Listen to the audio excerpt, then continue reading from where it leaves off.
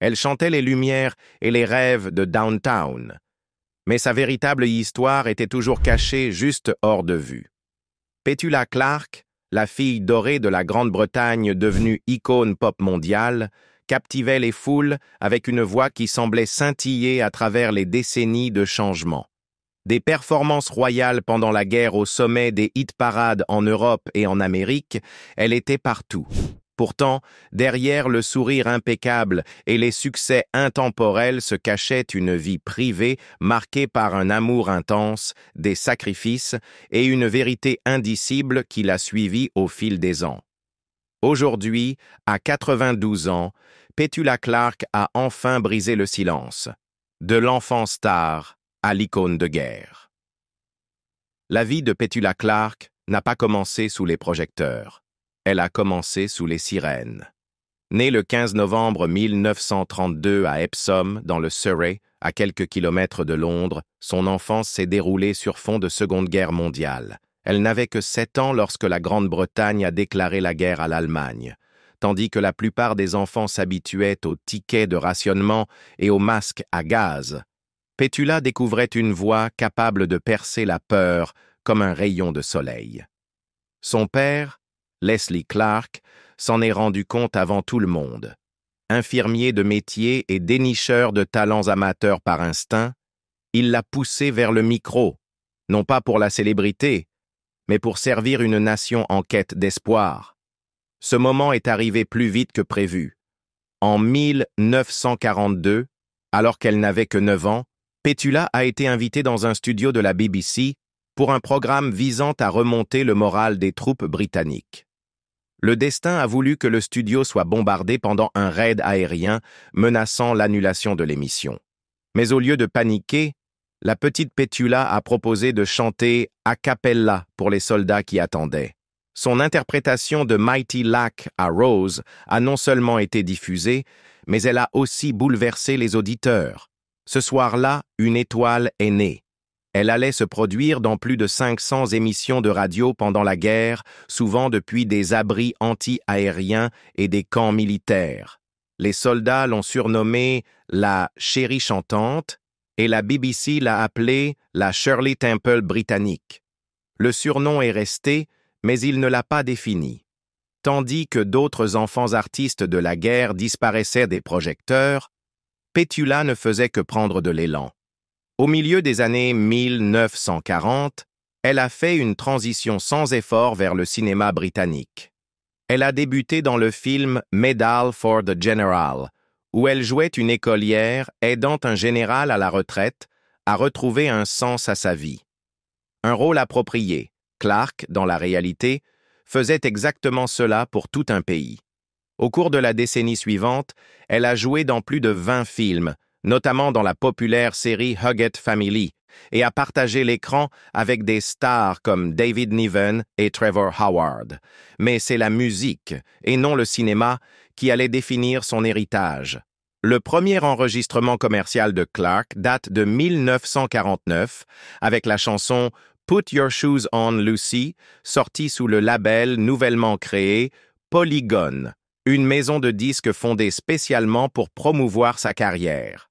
Cette même année, elle cofonde le label avec son père et Alan Freeman, affirmant son statut non seulement de chanteuse, mais aussi de femme d'affaires avant-gardiste. Le label sera finalement absorbé par Pye Records en 1955, où elle restera jusqu'au début des années 1970. C'est à cette époque que ses talents linguistiques commencent à briller. Clark chante couramment en français, allemand et italien, un fait rare même parmi les plus grandes stars européennes. Son tube de 1954, The Little Shoemaker, s'impose en Australie et lui ouvre les portes d'un public international plus large. Beaucoup y ont vu le début de sa carrière mondiale, mais Petula savait mieux que quiconque. Ce n'était que la suite d'une vie qu'elle n'avait jamais vraiment choisie, mais simplement suivie. Derrière les mélodies joyeuses et le charme du grand écran, une autre histoire se dessinait. La célébrité lui avait coûté quelque chose que peu de gens remarquaient à l'époque, le luxe d'être une enfant.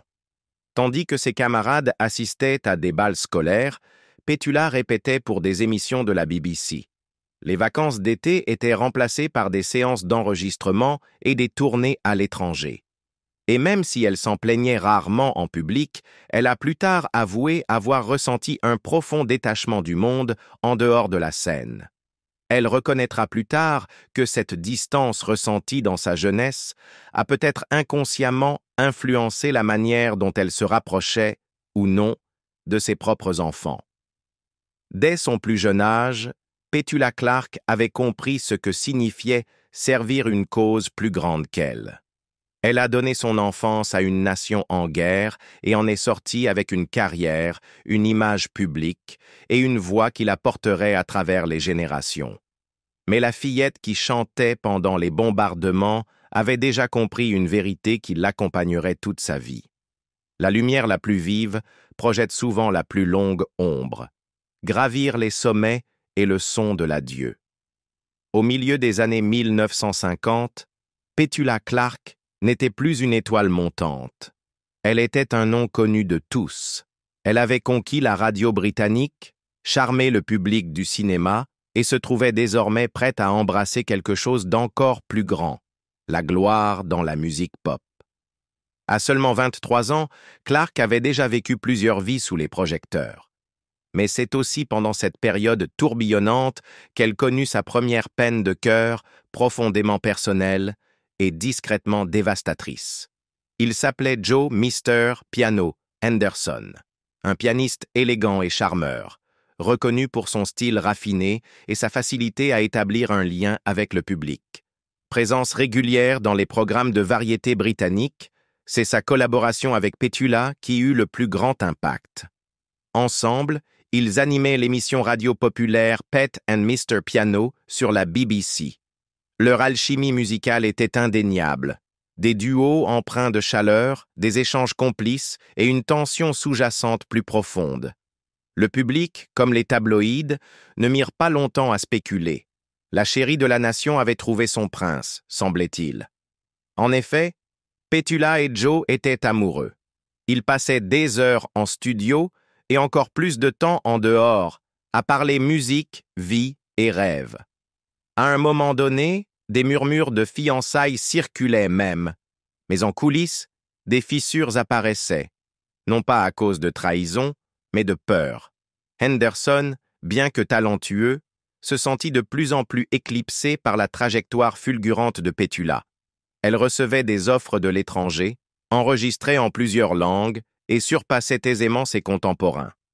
Joe, quant à lui, voyait sa carrière stagner. « Je ne voulais pas être connu comme Monsieur Petula Clark », avoua-t-il plus tard, une confession discrète mêlée d'insécurité et de tristesse. La rupture ne fit pas les gros titres. Elle eut lieu dans le calme, sans éclat. Et pourtant, pour Petula, ce fut une perte profonde. Joe n'était pas seulement un petit ami. Il avait été un partenaire créatif, une présence rassurante, un pilier de ses débuts. Ils continuèrent à travailler ensemble un temps, mais quelque chose avait changé. En 1962, Henderson sortit la ballade mélancolique « There's Nothing More to Say », un morceau doux et poignant qui semblait résonner comme un adieu. Petula, avec sa grâce habituelle, l'inclut sur son album « In Other Words » cette même année. Un clin d'œil discret à un homme qu'elle n'avait jamais cessé d'aimer, même si l'amour avait changé de forme. Mais le chagrin n'entrava pas son élan. En 1957, Petula fut invitée à Paris pour apparaître dans Musicorama, une émission télévisée en direct présentant les plus grands talents musicaux. C'est là, au cœur du tumulte médiatique français, qu'elle rencontra Claude Wolff, responsable de la promotion chez Vogue Records. Contrairement à Joe, Claude n'était pas artiste. Il ne jouait d'aucun instrument, ne chantait pas en harmonie. Mais il avait quelque chose que Petula n'avait jamais trouvé dans le milieu musical. La sérénité. Réservé, intelligent, et surtout, présent. Leur relation évolua lentement, délibérément, à l'abri des caméras. En 1961, ils se marièrent. Pour la première fois, Petula semblait tout avoir. Avec Claude, elle construisit un foyer à Genève, en Suisse, loin du tumulte du show business. Ils eurent 3 enfants, Barbara, Catherine et Patrick. Pétula décrivit la maternité comme une joie, mais aussi comme un numéro d'équilibriste. La célébrité ne l'avait pas lâchée. Tandis que d'autres artistes se retiraient dans une vie domestique, Pétula entamait son âge d'or musical. En 1964, elle enregistra Downtown, une composition de Tony Hatch qui la propulsa au rang de star mondiale, atteignant la première place aux États-Unis et faisant d'elle une véritable icône internationale de la pop. Mais derrière les trophées et les ovations, la culpabilité couvait. Clarke était une mère active à une époque où cela restait rare et parfois mal vu. Elle avoua plus tard que les rôles simultanés de vedette mondiale et de mère n'avaient jamais été faciles à concilier. Il y eut des anniversaires manqués, des vacances annulées, de longues périodes d'absence que ses enfants apprirent à accepter, sans jamais vraiment comprendre. « Ma carrière ne s'est pas arrêtée quand je suis devenue mère », dit-elle un jour. Et je me demande parfois ce que cela leur a coûté. Au fil des années 1960, Petula Clarke devint l'une des chanteuses les plus reconnues au monde. Son mariage dura, non sans tension. Le son de l'adieu résonna plus d'une fois dans sa vie personnelle, de la rupture silencieuse avec Joe Henderson au sacrifice lié à l'éducation d'une famille, tout en courant après les chansons aux 4 coins du globe. Le monde voyait une star, polie, rayonnante, toujours impeccable. Mais derrière les projecteurs se trouvait une femme qui avait offert des morceaux de son cœur à l'amour comme à l'ambition, sans jamais vraiment savoir lequel les lui rendrait intacts. Se réinventer loin de chez elle. La British Invasion appartenait peut-être aux Beatles et aux Stones, mais Petula Clarke était déjà loin, géographiquement, musicalement et émotionnellement. Au début des années 1960, elle avait tourné le dos à la scène trépidante du divertissement londonien et trouvé refuge dans un coin plus calme et cosmopolite d'Europe. Avec son mari Claude Wolff, elle s'était installée à Genève, en Suisse, un endroit où la célébrité comptait peu et où la presse gardait une distance respectueuse. Pour Clarke, c'était une fuite délibérée, non une retraite. Elle ne voulait pas disparaître, elle voulait évoluer. Bien avant que Downtown n'explose dans les classements mondiaux en 1964, Clarke s'était déjà imposée comme une grande star en France. Elle enregistrait abondamment en français, produisant des succès comme Cœur blessé, Ya Ya Twist et Chariot, ce dernier devenant un phénomène mondial lorsqu'il fut réimaginé en anglais sous le titre I Will Follow Him, interprété par Little Peggy March. Son accent était impeccable, sa diction, naturelle. Le public français ne la voyait pas comme une curiosité étrangère, il l'embrassait comme l'une des leurs. À Paris, elle devint une figure chérie de la télévision et de la radio, côtoyant des icônes comme Charles Aznavour et Serge Gainsbourg. Pourtant, contrairement à beaucoup de ses homologues britanniques, Clarke ne cherchait pas à entretenir sa célébrité. Elle refusait les interviews. Elle refusait de jouer au jeu des vedettes. Celle qui avait été l'enfant prodige de la guerre au Royaume-Uni protégeait farouchement sa vie adulte. Elle voulait le contrôle de son image, de son intimité et, plus que tout, de son temps. La vie en Suisse lui offrait exactement cela. Depuis sa maison près du lac Léman, elle pouvait travailler en paix, élever ses filles et passer ses week-ends dans un chalet isolé niché dans les Alpes françaises. Aucun paparazzi n'attendait à sa porte. Aucun tabloïd ne publiait de ragots. Dans ce nouveau chapitre, elle commença à façonner une carrière qui n'était pas liée au public anglophone ni aux pressions des classements pop. Elle enregistra en italien, en allemand et en espagnol. Elle tourna à travers l'Europe, se produisant devant des fans adorateurs à Rome, Berlin, Madrid et Bruxelles. Tandis que Londres la couronnait première dame de la chanson, elle bâtissait tranquillement un empire sans chercher l'approbation de quiconque. Des années plus tard, Clarke parlerait avec une franchise douce amère des sacrifices qu'elle avait faits. Les tournées incessantes, les heures sans fin en studio, le temps passé loin de ses enfants, Barbara et Catherine. Elle manqua leur pièce de théâtre à l'école. Elle manqua leurs genoux écorchés. Les anniversaires étaient souvent célébrés par téléphone ou avec des cadeaux laissés dans des chambres d'hôtel. « J'ai fait de mon mieux », dit-elle un jour dans une interview, sa voix empreinte d'une peine que seul le temps peut sculpter. Mais mon mieux, c'était souvent de loin. Les années 1970 furent marquées par la réflexion. Alors que les succès pop ralentissaient, Clarke se tourna de plus en plus vers le théâtre, un médium qui lui offrait à la fois structure et profondeur émotionnelle. Sur scène, elle pouvait s'immerger dans un rôle plutôt que d'incarner Petula Clarke, star de la pop. En France et au Royaume-Uni, elle joua des rôles exigeants dans des comédies musicales, des rôles qui la défiaient autant vocalement que dramatiquement. Contrairement aux sommets éphémères de la célébrité pop, le théâtre lui apportait quelque chose de plus ancré. Il ne s'agissait plus de courir après les tubes, il s'agissait de raconter des histoires, et le public, toujours fidèle, la suivit. Ils vinrent la voir dans La Mélodie du bonheur, où elle joua Maria avec une tendresse nourrie par l'expérience. Dans Sunset Boulevard, elle enfila les chaussures hantées de Norma Desmond, non seulement en jouant le rôle, mais en y apportant le poids de décennies sous les projecteurs. Les spectateurs ressentaient cette authenticité. Ils l'avaient toujours ressentie. Dans les coulisses, Clarke se mit à écrire davantage de musique, souvent en collaboration avec des compositeurs et paroliers français. Elle sortit des albums inclassables, mêlant chansons, ballades et airs de théâtre dramatique. Elle ne cherchait plus à entrer dans le top 40. Elle chantait simplement la musique qui résonnait avec la femme qu'elle était devenue. Même dans ses 80 ans, l'équilibre entre vie publique et nostalgie intime restait fragile. Sur scène, elle éblouissait. Gracieuse, lumineuse, chaque note intacte. Mais chez elle, elle était une mère réfléchissant au temps perdu et aux choix faits. Peu d'artistes parviennent à se réinventer aussi complètement, encore moins dans plusieurs langues, cultures et disciplines. Rares sont ceux qui le font avec une telle humilité. Scandale, silence et dignité. À la fin des années 1960, Petula Clarke n'était pas étrangère à la célébrité. Avec sa voix d'or et des succès internationaux comme Downtown et Don't Sleep in the Subway, elle avait conquis les classements pop au Royaume-Uni, aux États-Unis et dans toute l'Europe.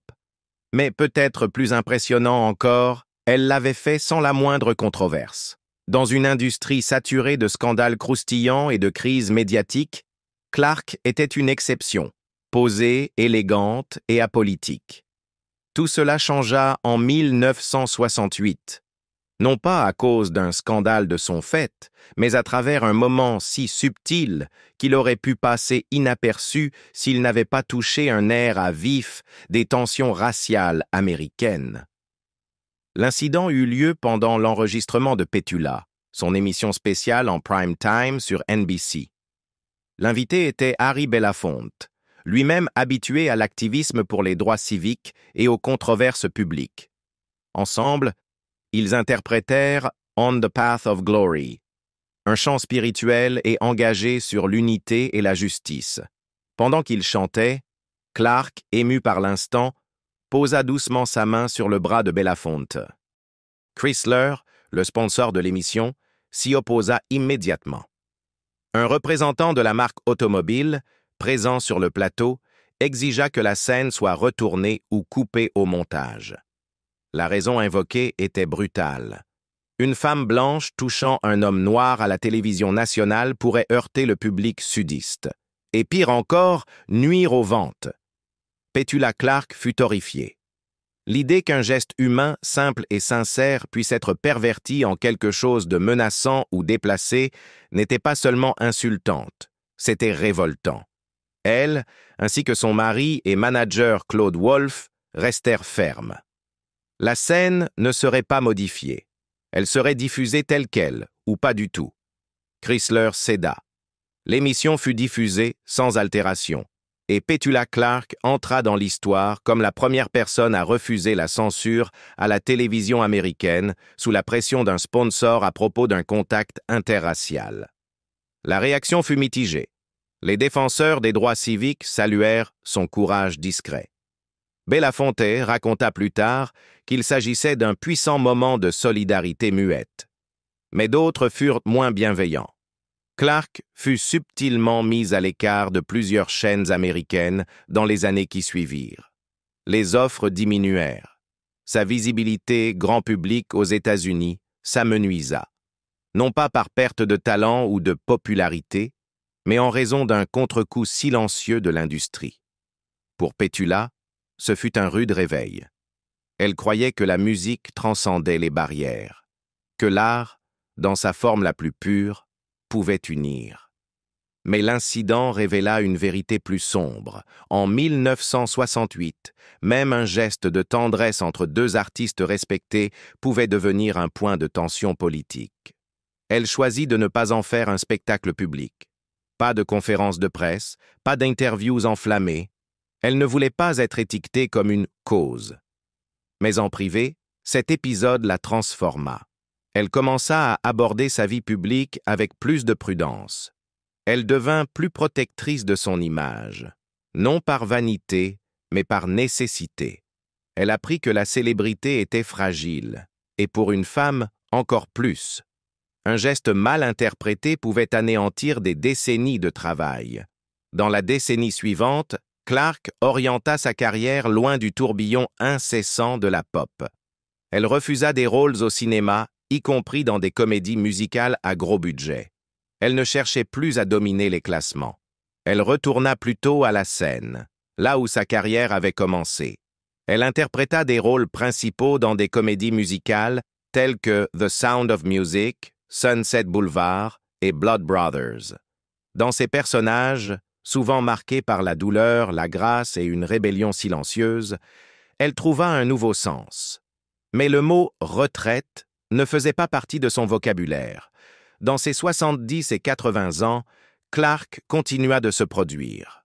En 2019, à 86 ans, elle rejoignit la production londonienne de Mary Poppins, incarnant la femme aux oiseaux, chantant « Feed the Birds », avec la même douceur puissante qu'il avait portée à travers les turbulences de 1968.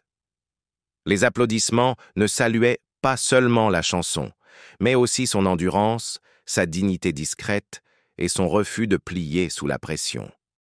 Confession, regret et amour inachevé. Ce n'est qu'à l'approche de ses 90 ans que Petula Clarke a commencé à parler ouvertement de son monde intérieur. Dans des interviews, elle a évoqué le coût émotionnel de la célébrité à vie, le temps perdu avec ses enfants, l'éloignement progressif avec Claude et le poids d'une image toujours maîtrisée. Elle a admis ce que les fans soupçonnaient depuis longtemps, que son mariage, bien qu'il ait duré des décennies, avait perdu son essence romantique. En 2013, elle a discrètement révélé qu'elle et Claude Wolff n'étaient plus ensemble au sens traditionnel du terme. Il est décédé en mars 2024, quelques mois avant son 92e anniversaire. Dans ces rares moments de sincérité, Clarke a aussi avoué qu'elle se demandait souvent à quoi sa vie aurait ressemblé si elle s'était arrêtée plus tôt, si elle avait été plus présente en tant que mère, si elle s'était donné la liberté d'être simplement une femme ordinaire. Pourtant, elle n'en parle pas avec amertume. Il y a une étrange sérénité dans ses réflexions, une acceptation gracieuse que la vie lui a offert un cadeau, tout en lui en reprenant une partie. Aujourd'hui, à 92 ans, Petula Clarke vit dans un appartement modeste du quartier de Chelsea, à Londres, bien qu'elle possède toujours son chalet suisse et sa maison à Genève. Elle n'a plus rien à prouver. Ses chansons, plus de 1000, parlent d'elle-même, mais la femme derrière elle a enfin reconnu ce que beaucoup de fans ont toujours ressenti, que derrière l'image lisse se cachait une femme en quête d'intimité plus que d'applaudissements. Le monde la connaît encore comme la voix souriante de Downtown, mais elle se connaît désormais sous un jour plus complet, plus sincère. Et c'est peut-être là sa plus belle performance. Quel est votre souvenir le plus précieux d'une chanson ou d'une performance de Petula Clarke? Dites-le nous en commentaire ci-dessous. Et si vous avez apprécié ce regard intime derrière la musique, n'oubliez pas d'aimer, de partager et de vous abonner pour découvrir d'autres histoires qui vont au-delà des gros titres.